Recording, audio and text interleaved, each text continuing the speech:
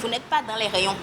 Vous n'êtes pas là où se vend le produit pour argumenter et c'est l'emballage votre premier vendeur.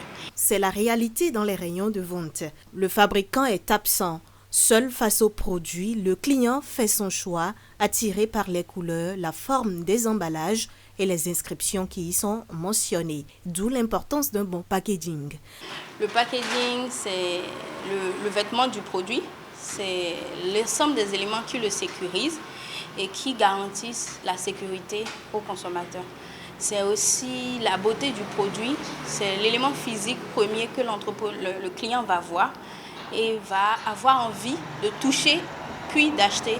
Alors il y a des normes en matière d'emballage, de packaging, il y a des mentions obligatoires qu'il faut retrouver sur un produit et selon le segment sur lequel vous voulez positionner votre produit, on peut catégoriser.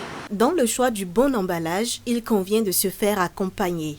Omar, jeune promoteur agricole et propriétaire d'une usine de transformation du cajou, l'a si bien compris. On vise les clients qui veulent une certaine qualité d'amande. Et donc ces clients se retrouvent dans une certaine classe. Et pour pouvoir toucher cette classe, on avait besoin d'un emballage qui leur parlait. Donc elle nous a aidé à développer un emballage qui aujourd'hui répond, je peux dire, aux normes internationales.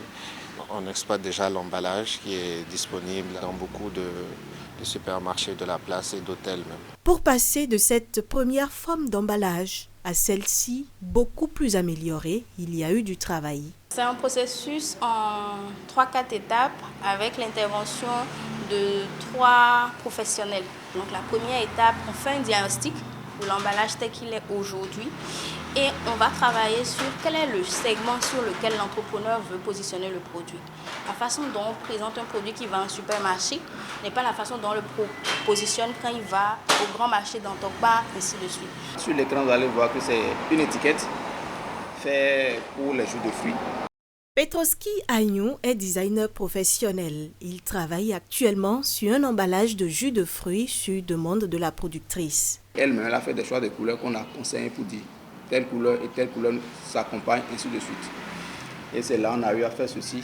Et on a eu un retour d'elle où elle dit que oui, qu'elle se différencie beaucoup du marché là-bas et on pense que c'est un produit purement importé. La question de l'étiquette résolue, l'autre défi à relever est lié au choix du contenant. On a beaucoup de contraintes à trouver le même emballage sur toute l'année. Quand vous utilisez une bouteille pour faire du jus, vous pouvez dans 6 mois ne pas le retrouver. Et on se pose la question de savoir quelle est la solution qu'on pourrait mettre en place pour justement résoudre ce problème transversal de disponibilité de l'emballage. L'enjeu lié au packaging pour un meilleur positionnement des produits locaux est bien cerné au niveau du ministère du Commerce, d'où les réflexions initiées en plein mois du consommant local. Il y aura un diagnostic du packaging de certains entrepreneurs et à la fin, pour qu'on puisse avoir des emballages répondant aux normes. Bien conçu, le packaging permet de créer de l'attractivité autour d'un produit. Il procure une expérience client enrichissante.